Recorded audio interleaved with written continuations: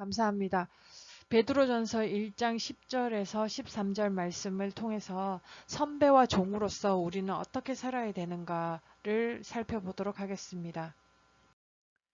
이 구원에 대하여는 너희에게 임할 은혜를 예언하던 선지자들이 연구하고 부지런히 살펴서 자기 속에 계신 그리스도의 영이 그 받으실 고난과 후에 받으실 영광을 미리 증언하여 누구를 또는 어떠한 때를 지시하시는지 상고하니라.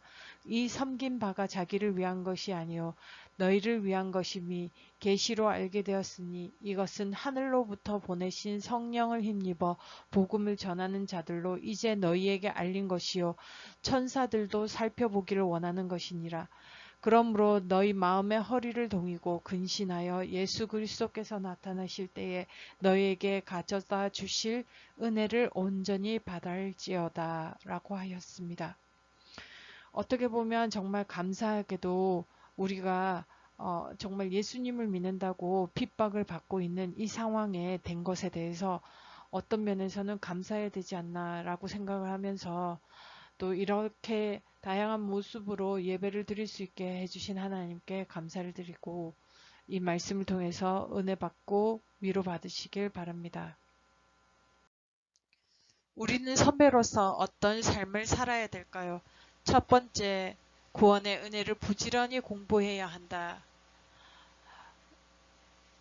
10절에 보시면 이 구원에 대하여는 너희에게 임할 은혜를 예언하던 선지자들이 연구하고 부지런히 살펴서 라고 했고요. 11절에 보시면 누구를 또는 어떠한 때를 지시하는지 상고하니라 라고 했으며 12절에는 천사들도 살펴보기를 원하는 것이니라 라고 했습니다.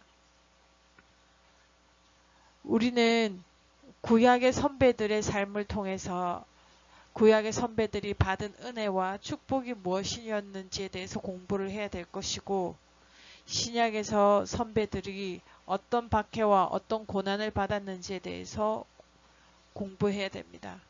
그리고 예수님의 삶을 연구하면서 하나님은 어떻게 공의를 가지고 계시고 성육신은 천사도 상상할 수 없는 비밀로서 그렇게 놀라운 방법으로 우리를 구원하셨다는 것을 성경을 통해서 깨달아야 할 것입니다.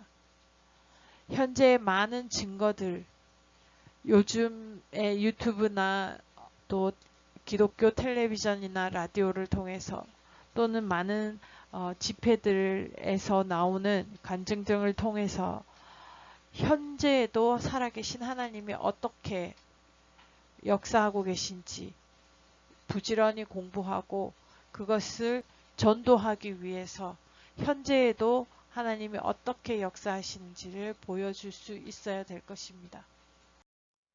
둘째로 우리는 믿음의 선배로서 성령님의 도움으로 예수님을 미리 증언해야 합니다. 11절 말씀에 보시면 자기 속에 계신 그리스도의 영이 그 받으실 고난과 후에 받으실 영광을 미리 증언하여 라고 하였습니다. 보통 우리가 전도를 계획하거나 생각할 때에 저 사람한테는 지금이 적당한 때고 지금은 적당한 때가 아니고 라고 내가 판단을 합니다.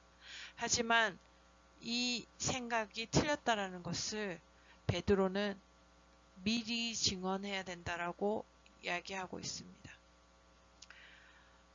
내가 생각한 적당한 때는 이미 늦을 수도 있다라는 거죠.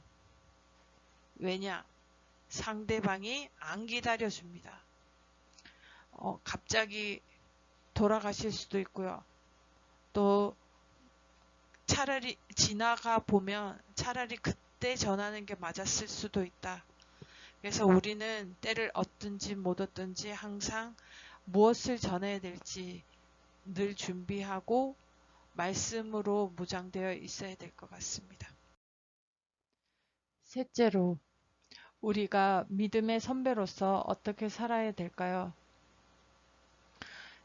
13절 말씀해 보시면 그러므로 너희 마음에 허리를 동이고 근신하여 라고 하였습니다.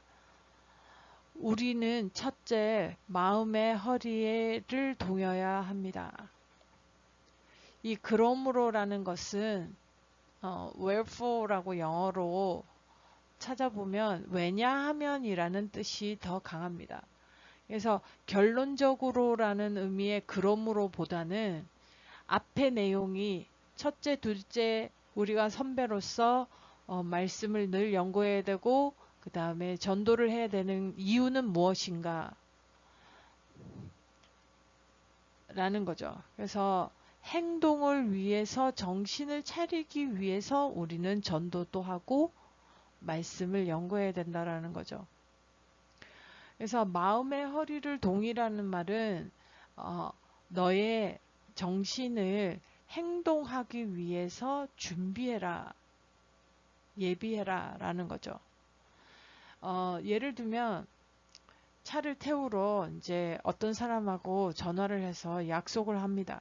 약속을 했는데 내가 5분 뒤에 갈 테니까 내려와라 라고 이야기를 했어요. 주차장으로 내려와라. 그랬는데 1층에 안 내려와 있고 누워서 내가 막 계속 기다리고 해도 안 내려오니까 전화를 해도 안 받고 그래서 올라가 보니까 어떻게 하고 있어요? 누워가지고 핸드폰으로 뭐 게임을 하든지 막 동영상을 보고 있단 말이에요. 그러면 엄청 열받겠죠. 그래서 우리는 항상 언제 출발해야 될지 모르는 마음으로 정신 차리고 준비하고 있어야 된다라는 거죠. 그럼 베드로는 왜 이 상황에서 허리를 동이라라고 이야기를 했을까요? 그냥 정신 차리고 준비해라라고 해도 될 건데. 자, 여기 그림을 보시면 이해가 더 쉽게 될 수 있겠죠. 우리나라 한복처럼 이 유대 사람들이 그때 당시에는 이렇게 허리를 동이지 않으면 펄렁거리고 걸거쳐서 일을 할 때에 굉장히 불편할 수밖에 없었습니다. 그런 옷의 구조 때문에 허리에 띠를 띄어야지만 일을 하기가 편했다라는 거죠. 그렇지만 헬라어 원문을 보시면 이 girdup이란 단어와 비슷한데요. 이 girdup은 허리뿐만 아니라 이렇게 전쟁에 나가기 위해서는 다리까지도 자유롭게 움직일 수 있게 이렇게 이 단계를 거쳐서 바지처럼 만들어라라는 뜻으로도 사용할 수 있습니다. 그래서 이 끝부분을 묶어가지고 이 다리가 자유롭게 싸움을 위해서 전쟁터에서 전혀 싸움에서 지지 않도록 준비를 하고 있으라는 것이 결국 전도하기 위해서 우리는 또는 성경 말씀을 꼭 읽어야 되는 이유가 이런 준비 자세를 만들기 위해서라는 거죠.